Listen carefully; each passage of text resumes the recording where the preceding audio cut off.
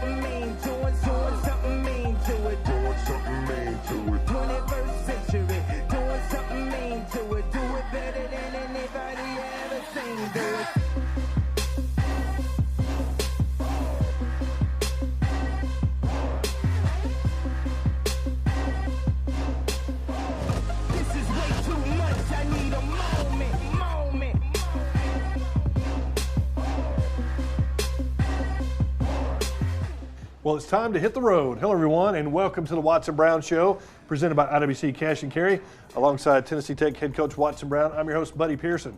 Well, the Tennessee Tech Golden Eagles will wrap up the road portion of the 2015 season for the next 2 weeks by traveling to Charleston, Illinois, and Cape Girardeau, Missouri. But first, Coach, we look back at a team that you played that was #1 in the nation. They came into Cookeville, tough loss, but my gosh, the Gamecocks were #1 in the nation for a reason. They are very good, buddy. I'm not sure that's not the best FCS team we've played. I put them with Northern Iowa last year. Yeah.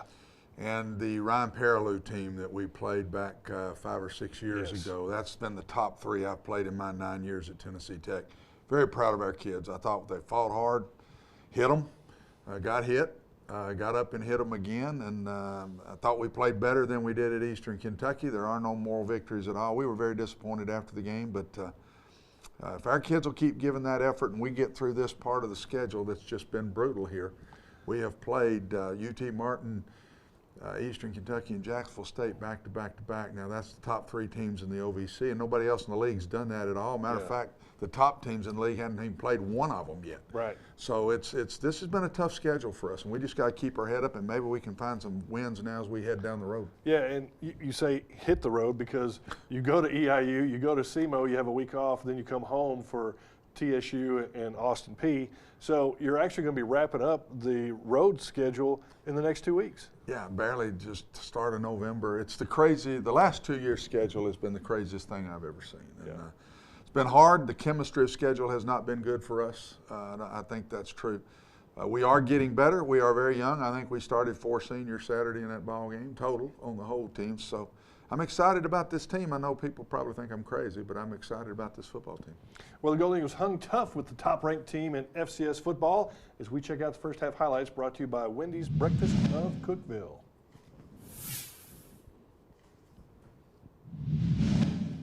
Gamecocks came out of the gate. Dalton Screws, a 4-yard touchdown catch from Eli Jenkins on a questionable spot there at the 4-yard line. Yeah, we had the spot that we might have gotten the ball back. They threw a corner hitch play and hit the corner. We took the ball down the field right after this and drove it down, and Chris Cates had a couple of 3 big catches in the game for us. Got stalled, kicked the field goal to hang around right here. And John Arnold's been very consistent for you this year, Coach. You know, the one miss he's had, Coach, the ball just didn't get to the bar. I mean, It was a little bit out of his range. And they passed the ball well on us. Again, we are not defending the pass great, but we're playing with all new secondary guys and a lot of young kids. This was really not played well by us. That was a disappointing play in the first half that we weren't in the right gaps, and that should not have happened. We were one guy was out of a gap that hurt us on that play. Kobe Brown starting for Jared Davis to Ladarius Van Leer, and Coach, I noticed you kind of got him out in space, got him lined up in the slot. So. Well, we knew we weren't going off tackle a ton against these dudes, and so we tried to put him in space a little bit more and get him a few balls out there. Thought he did a good job, but that ball needs to be on the outside, and Chris Cates catches it. The throw was too far on the inside, and it was an incomplete pass. This right here, if you want to watch a big guy run, if you don't see that Ziegler guy, that guy's Wow. 6'4.5" and weighs 300 pounds. He's a load. And hit him in the back there. And again, they took the ball down the field and scored on 4th down. That was a 4th down play. We were playing pretty good on the goal line. Well, Eli Jenkins is just so good. He's a dual threat. Just when you think you have him contained in the pocket, he scrambles and finds an open receiver. Buddy, the worst thing you would do with him is let him start moving around. If he sits still, you got a chance against him when he starts sliding around. I've always said the toughest guy to stop in college football is a quarterback that can run and throw. And speaking of run, Radier Noor was a good run here. Radier had a good run here. I think he near pulled a hamstring right there on the play if you see him. And but that was a very nice run by him. You're kind of getting close here toward the end of the half, Coach, and just a very poor play by Kobe there. It was timeout prior, and we knew we were going to throw one to the end zone and then kick the field goal if we don't catch it, throw it out of bounds if we don't have a shot, and he didn't get it out of bounds. He was throwing it out of bounds and didn't get it far enough. The safety made a great play, and we lost 3 points right before the half. That was a tough deal. Well, 7-3, and then it was 14-6, and then the back-to-back touchdowns there. And really had some opportunities because their field goal kicker was struggling. Missed 2 extra points. We had one block. We blocked one. They didn't play bad, though. For us to have a shot at this bunch, they were going to have to leave it on the ground. They did not have a turnover in the night and didn't have a ton of penalties. So if a team that good comes in and plays good, buddy, it's going to be you're going to have to do something really special to knock them off. Yeah. A few years ago, Tennessee Tech was able to post a huge come-from-behind win over Jacksonville State. Could they do it again? Let's check out the second half highlights brought to you by Miller Lite. You know, buddy, that year they came in here, then we knocked them off, and I think there's maybe 4 years ago, they were number 2 in the country that day. Yeah. And but they fumbled the ball some. Yes. They gave us some chances, and we were able to knock them off. This is Kobe. This is a hot pass, and that linebacker's free. You've got to get rid of the ball before he gets there. He's just still not got it all. Gap control problem here. The blitzer should have hit him right in the mouth, but the end on that play didn't get underneath the pull blocker and gave him another easy score with the gap control. Nice throw here by Kobe. Brock had another solid game. I think he caught 7 balls in the game. This is a very nice play. This is the same blitz they just scored on. Yeah. And this time we ran it right and got the sack. This was the only sack in the game by our offensive line. Our right tackle there got beat underneath on the safety. Honestly, I'm not sure that wasn't the better thing to do. Right. To give up 2 instead of 7. Dorian Carter played in the late 3rd quarter, early 4th quarter of this game, and made some really nice runs. Nice throw by Kobe here. When Kobe sets his feet, he makes good throws. He's still jumpy, and he's just not. This beautiful throw again right here to Chris Cates, and thought he was going to make it. I thought it was going to be a walk-in touchdown, and it got him. He's fine. He didn't get hurt on the play. And again, nice movement right there. Now we knocked them back really nice right there. That is most of their 2s in the game. Some of our 2s in the game. This was the last play of the game. Everybody had their reserves out there, and when we just gave them an easy one there where we didn't get a tackle right close to the line of scrimmage. Taking a look at the scoreboard, it was TTU 13, JSU 42, Kobe Brown 20 of 42, 199 yards and an interception. Eli Jenkins, like we said, 18 of 27, 184 yards. I think he also rushed for 86 yards and a touchdown. He was just pretty much a one-man wrecking crew. He was really good. I thought we did a decent job on Pope, their running back in the game, but Jenkins got us good and got us in all ways. But he is a really good player. Yeah. He is really a good football player. Well, there was plenty of action elsewhere around the league as we check out the Ohio Valley Conference scoreboard brought to you by High Boo.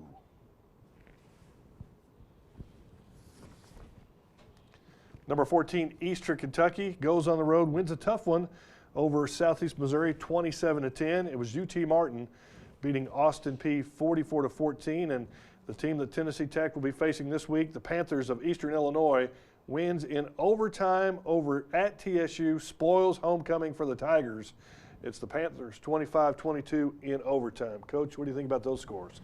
The SEMO game wasn't as close as it looked. They only had 191 total yards against Eastern Kentucky's defense, and Eastern Kentucky was I think 475 or something like that. So score was a little closer at 27-10 really than the game was itself. And if you take a look at the scoreboard, or at the standings rather, you see Jacksonville State, Eastern Kentucky, two teams Tennessee Tech has just played back-to-back. They go to Eastern Illinois this week. They've already played UT Martin. It's a stretch of 4 games that I don't know that anybody else in the conference has played. Nobody has. Nobody's done it. And our 3 losses are to the top 3 teams in the OVC right now. Yeah. So we haven't lost to any of those others. Some of those guys that are 3-0 have been not playing the top teams. They're playing the lower teams. So this thing's going to shake itself out as it goes. Oh, yeah. We've still got a lot more to talk about here on the Watson Brown Show. Stay with us. We'll be right back.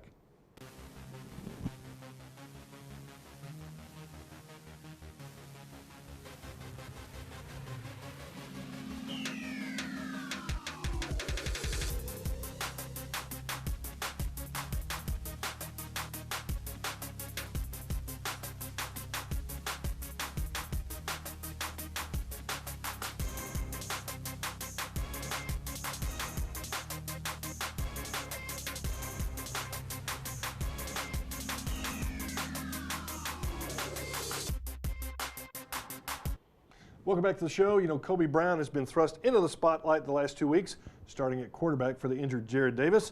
The sophomore signal caller is also this week's Gold Eagle Player Profile, brought to you by Zaxby's.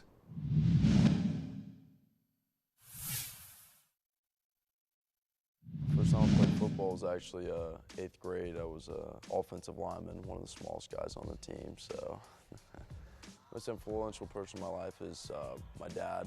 He's always been there for me and always encouraged me. And second would be Coach Weiner of my high school, at Plant High School. I want to improve on just staying healthy for the whole season this year. 5 years from now, I can't see myself anywhere. I'm not sure yet. The player I look up to the most is probably Jared Davis. He's a veteran quarterback, and he's been here a while, and he's really good at what he does and very consistent, and I want to strive to be like him. 3 characteristics a good teammate should have would be toughness, integrity, and just a will to win.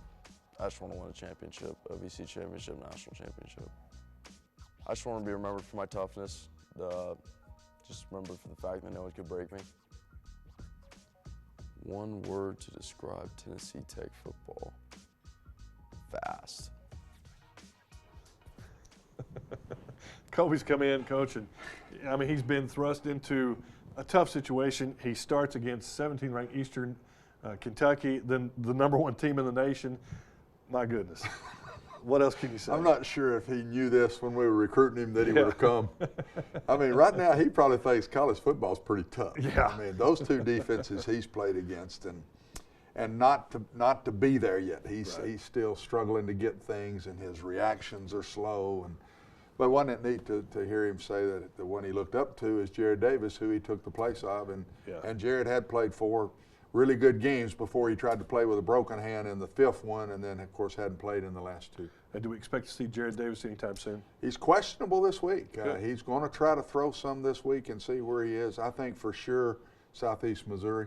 Great. But a possibility this week, we'll see. All right. Well, it's time now to catch up with a former Golden Eagle. This week we find out what former Hoop star Thomas Schmidt has been up to in our Where Have They Landed segment, brought to you by the OVC Digital Network.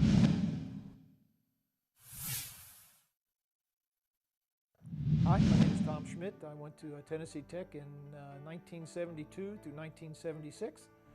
I graduated in 1976 with a BS in mechanical engineering. When I was at Tech, I played basketball. I was born and raised in northern Kentucky, Covington area. Spent most of my life there until I went away to college at age 17. Pretty much have not been back there since then. I went away to college, and after that I started working in different places. I had several offers to go to many different schools. In fact, one was LSU, one was Washington State University, way out in Pullman, Washington. But when I sat down and chatted with myself and my parents, it was kind of like, how far away from home do you want to go? My parents were very interested in being able to see me play basketball as much as they could, and the OVC gave an opportunity with that with Murray and Eastern and East Tennessee State back in those days, and Austin Peay. That was one of the first early years when freshmen could play varsity basketball. I did not. I played most of my basketball in my junior and senior year. Led the conference in scoring my senior year, scored over 1,000 points. Currently ranked somewhere probably in the top 30 for all-time leading scorers in Tennessee Tech basketball. I am one of the top 5 averaging seasonal average scoring leaders for Tech. So if you look in the record book, you can see my name is one of the top 5 in a season. Again, like we were discussing before, at a point when there was no three-point shot, so therefore we had to make them all on two-point shots, and there was no shot clock, so people could delay a game if they felt like it. So I enjoyed those times and activities, and enjoyed my basketball time there. All right, so I graduated in 4 years, like I said, in '76 with the BS, and actually I didn't have a job when I left Tech. I ended up going back home to Northern Kentucky and doing what normal people do, look for a job. It's not quite as easy back in 1976 as it is today. There was no internet, there's no iPads, there's no iPhones, so you had to do a little more of direct contact activity. I landed a job in Lebanon, Tennessee, a place called TRW. Worked there a few years. I went to work for Whirlpool Corporation up in Danville, Kentucky, not far from where we live now. And then not long after that, I got an opportunity to join IBM.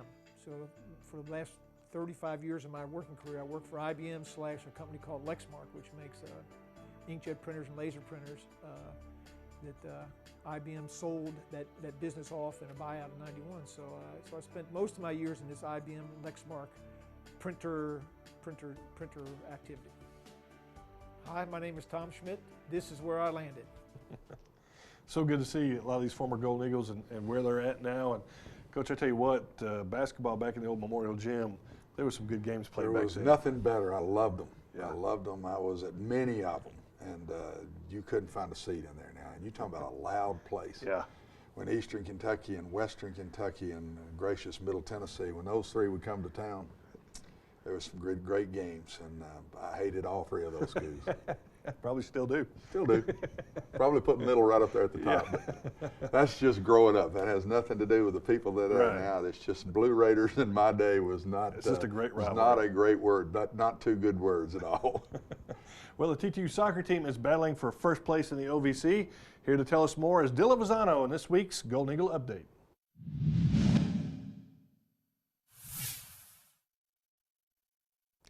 Thanks, buddy. Let's get right to it. Start with Tennessee Tech volleyball. The Golden Eagles splitting their pair of OVC matches over the weekend, highlighted by a 4-set victory against Morehead State that saw a balanced Tech attack. 4 Golden Eagles in double-digit kills, paced by sophomore Kelly Williams' 15. Moving right along, buddy. You're not the only one to have success on the golf course this past weekend. Congratulations are in order. The Tennessee Tech men's golf team, they had an impressive showing as well, highlighted by freshman Matthew Giles. He was the OVC Male Golfer of the Week award, finished second in the field of 66 over in Bowling Green, Kentucky. Tech as a team finished in 3rd out of 12. Moving right along to Tennessee Tech soccer. Of all the thrilling wins they've had this year, there's been a lot of them.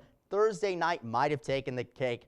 Check this out. Tied at 1-1 in the second overtime against Austin P. Sophomore Kerrigan Owens lined up from a 35-yard free kick, decided to take matters into her own hands, drilled the kick from 35 yards out. The celebration was on. Tech won it 2-1 in double OT. They're now 5-2 in the OVC and in second place. That's your Golden Eagle update. Buddy, back to you. That be taking it on hands or taking it into your own feet?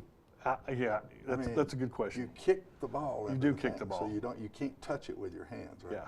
So I just wondered if that Taking should it be into your taking it with your own feet instead of taking it with your own hands. Isn't it good to see success, though, with the other TTU sports? I mean, volleyball, soccer doing so well, and golf. Of course, absolutely. That's the sport close to my heart. Yeah. It's the only guy I can come close to playing. Our golf here's been good for a long time. Yeah, it hasn't has. What Bobby Nichols did back in with them, and Polk Brown's taking them. And Polk's doing, and played here himself, and so no, we got some great other sports doing well. Stick around. We got more of the Watson Brown Show coming up right after this. In the NCAA Division I Football Championship Subdivision, the game is played with perseverance, integrity, passion, character, and sportsmanship as he works to honor the game and respect his teammates, opponents, officials, and fans. Every FCS player grows in his responsibilities as a student athlete and as a member of his campus and community. The NCAA Division I Football Championship Subdivision. Every down, every Welcome back to the Watson Brown Show, presented by IWC Cash and Carry. Well, it's time now for our Kids Corner, brought to you by Pepsi. This week, assistant coach Sam Williamson is in the hot seat. Take a look.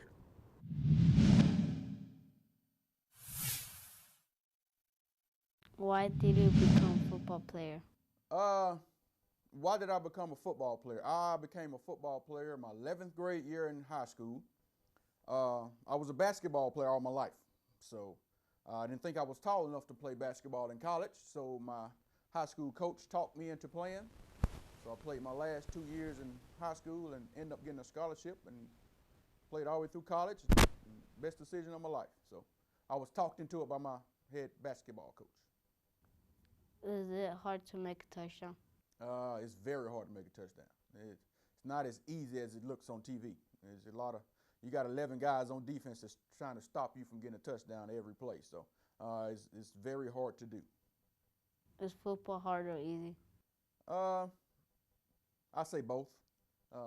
Certain positions are easy, in my opinion, but overall, it's a pretty hard sport. There's a lot you got to learn, a lot you got to do, a lot you got to study for, a lot you got to know. I mean, so it's hard and it's easy. Certain stuff is easy. How do you tackle? We always teach our guys to keep their heads up, wrap up, run your feet. Just try to get them on the ground. Just don't let go. Just run straight through them, hold on, and get them on the ground. How far can you throw a football? How far can I throw a football? I always stunk at throwing football, so I'd probably say 50 yards, 60 yards maybe. How have you ever gotten hurt playing football? Yes. Tore my knee up I think my sophomore year in college. Was chasing the quarterback, offensive lineman came and hit me from the side. Tore my MCL, so yes, I have been hurt. And I broke my leg one game at TCU. I had a lot of bumps and bruises here and there, but my two most serious injuries were a knee and a broken leg. And Coach, I know Sam Williamson played for you at UAB, and then you brought him here to put him on your staff. So he's a pretty good player, pretty good coach too. If he hadn't got injured, I thought he could go to the league. I thought he was that good a player. We had quite a few linemen in the league that he played with, and so he was on some really good defensive lines. But he's also, to me, a better coach than he even was player. Wow. Well, with T2 celebrating its centennial, each week we focus on a special centennial moment on the Golden Eagle gridiron. How about a win over those Blue Raiders? It's always good to celebrate that. Check it out.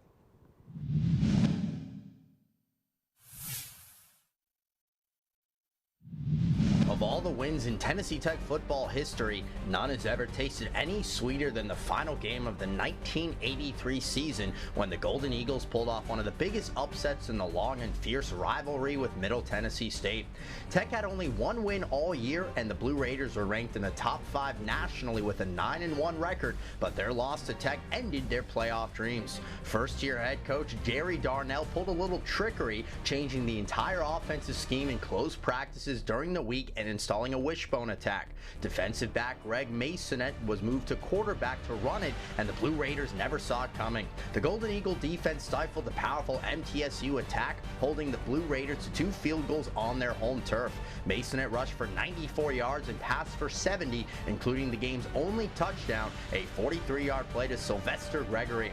Ray Mulliken, nicknamed Pup, kicked 2 big field goals. Jeff Daughtry led the defense with 14 tackles, while Danny Crooks and John Edgington had interceptions. Tech willingly allowed a safety in the final seconds for the final score, and Shinny Ninny was happy to return to Cookeville.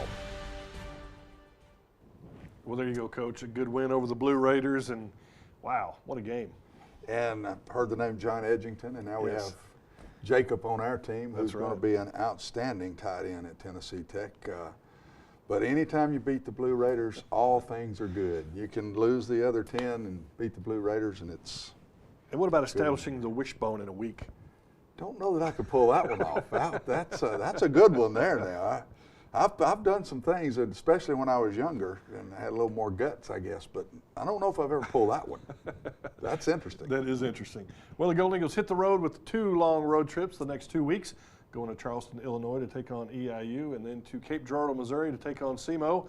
Coach, Panthers, one of the top 3 teams in the league. you know it's going to be a tough battle when you go to Charleston, Illinois. Always is. We won up there. Yep. We won up there the year we won the championship, so we have tasted it before. We have beaten them a couple of times in recent years, and but they're very good. They were very good here last year. We played them a good game and got beat in the second half of this ball game. The quarterback, Wiley, is just fantastic. He's a really good player. Run and throw. He reminds me of the one we just played. And this was early drive in the game where that was 4th down and they went for it in the game. But a lot of returners. What we've run into, buddy, especially these last 3 weeks, is just senior-laden teams. Yeah. Eastern Kentucky was loaded with them. Jacksonville State was loaded with them. This team is. They have a lot of seniors, especially on defense. Wiley is the only senior on offense, but they're loaded with seniors on the defensive side. And we will have to play very well to win the game. And big physical teams, too. Eastern Kentucky and Jacksonville State, both big physical teams up front. Is Eastern Illinois as physical up front as those two teams? Yeah, I mean, you've seen Eastern Illinois for years. They look typical Eastern Illinois bunch. They're nice looking, big linemen on both sides of the ball. It's a typical Eastern Illinois team, but we can win the game. We've got to play better, and I thought we played better from Eastern Kentucky to Jacksonville State. Let's take another step now and see if we can play better this week. Well, Coach, we certainly wish you the best of luck. Kickoff is at 1 p.m. The radio broadcast begins at 12:30 on KISS 98.5, and of course you can read all about it in the Herald-Citizen. For Tennessee Tech head coach Watson Brown, I'm Buddy Pearson. We'll see you next week on the Watson Brown Show. The Watson Brown Show has been brought to you by IWC Cash and Carry, Zaxby's, Wendy's Breakfast of Cookeville, Miller Lite, Hibu, and Pepsi.